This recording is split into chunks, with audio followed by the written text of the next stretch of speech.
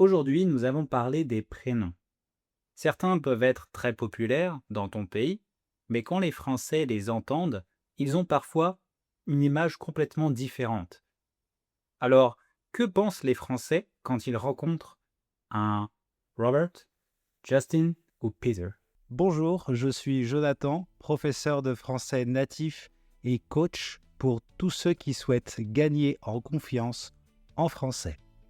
Dans mon podcast, toutes les semaines, vous allez améliorer votre compréhension du français, mais aussi à débloquer votre apprentissage et enfin à mieux comprendre les codes culturels français. Sachez que vous pouvez accéder à la transcription gratuite et aux flashcards sur mon site web www.tavieenfrançais.com.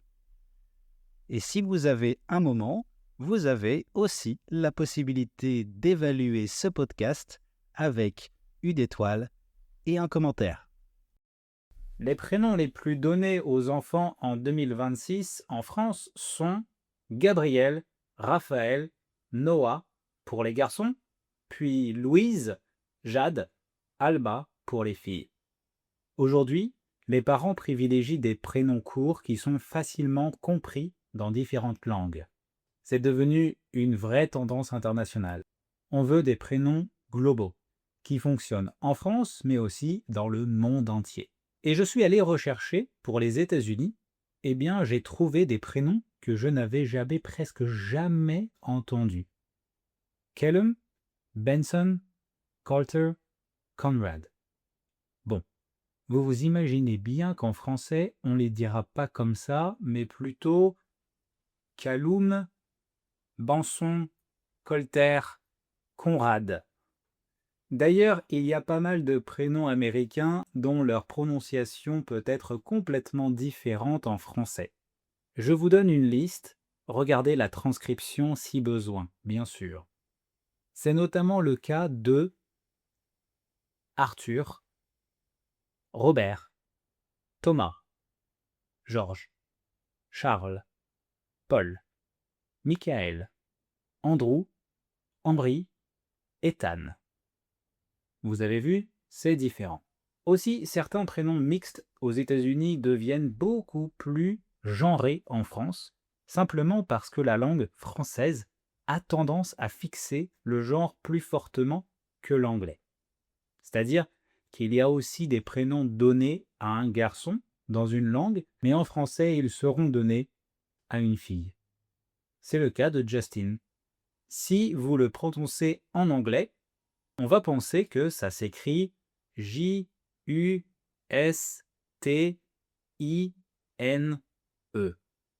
donc, il sera féminin, parce qu'il termine avec un E dans notre tête. Ça peut être aussi le cas de Robin, mais le prénom Robin au féminin, en français, reste rare. Donc ce sera vu comme bizarre de prononcer comme ça. Dans ce cas, il faut absolument travailler la voyelle nasale 1 de Robin. Et plus généralement, ce phénomène montre que le genre grammatical des prénoms n'est pas universel. Il change selon les langues, les habitudes et même les périodes. D'ailleurs, Camille, ce dernier prénom peut être un prénom masculin ou féminin. C'est le cas d'autres prénoms comme Andrea. En fait, en France, ce sera uniquement féminin, alors qu'en Italie, c'est au masculin. À l'inverse, je ne sais pas si vous connaissez des personnes qui s'appellent Alexis. Mais si vous êtes des États-Unis, ce prénom se réfère généralement à des femmes. Eh bien, en France, c'est masculin. C'est la même chose avec Charlie. En France, ce sera masculin. Pour ma part, mon prénom restera masculin, mais il doit être légèrement modifié depuis que j'habite en Espagne. Mes amis m'appellent Jonathan, mais en Espagne, on prononce toutes les lettres. Donc, Jonathan. Le J se transforme en J aussi. Je ne vous parle même pas de mon nom de famille, Soro, écrit O-R-E-A-U, qui doit être prononcé différemment. Bref, tout un changement. Il y a très peu de personnes qui portent mon prénom en France. Dans ma vie, j'en ai connu 2. Ce n'est vraiment pas un prénom à la mode, on va dire.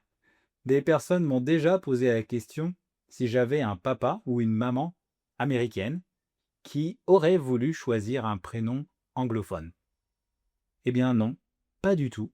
Il a été choisi grâce ou à cause de, ça dépend de la perception de chacun, grâce ou à cause d'une série américaine. Donc mon prénom ne sonne ni vieux, ni jeune. Il n'est juste pas très courant, mais pas choquant non plus. Mais concernant les prénoms démodés aux États-Unis, mais qui sonnent jeunes en France, il y a Ambre, qui est la traduction de Amber et le prénom donné à la fille de mes meilleurs amis français. Bon, pas évident à prononcer pour toi, mais il fait partie de ces prénoms anciens qui reviennent. Dans la même catégorie, il y a Louise, Charlotte et Camille. Les modes des prénoms est cyclique. C'est un phénomène intéressant. Un prénom peut être considéré comme vieux pendant 30 ou 40 ans, puis redevenir extrêmement moderne. Et détrompe-toi, en France, des prénoms comme Julien et Antoine sont encore perçus comme tout à fait normaux et modernes. Ils sont souvent associés à des jeunes adultes ou à des personnes d'âge actif et ne donnent pas une impression particulièrement ancienne. Et pourtant, si on compare avec les États-Unis, ces prénoms peuvent paraître beaucoup plus classiques ou européens, presque comme des prénoms historiques. Ça montre encore une fois que la notion de modernité est relative.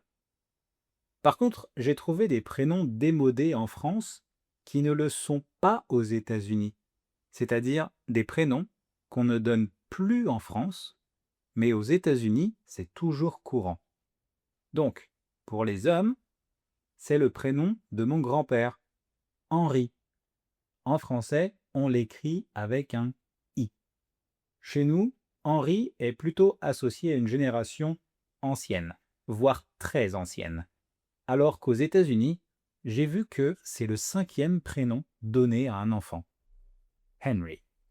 Pour les femmes, il y a le prénom Evelyne. En français, il s'écrit avec un E à la fin et il est aussi vu comme ancien. On trouve aussi le prénom Brigitte qui peut avoir une connotation chic outre-Atlantique grâce à Brigitte Bardot, mais en France, il est associé à la génération des baby boomers et la génération X.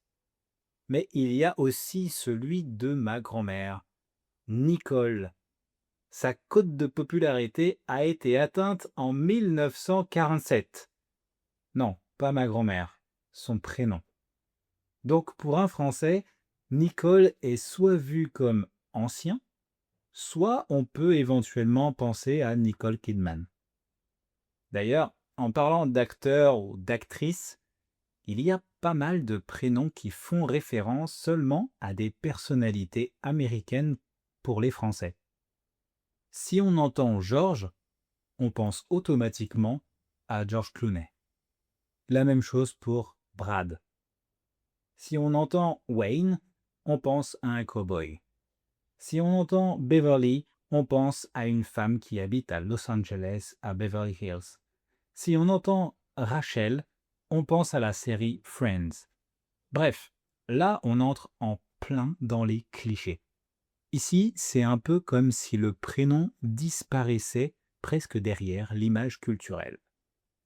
Donc comme tu vois, il y a certains prénoms qui peuvent faire penser à d'autres choses, en bon ou en mauvais.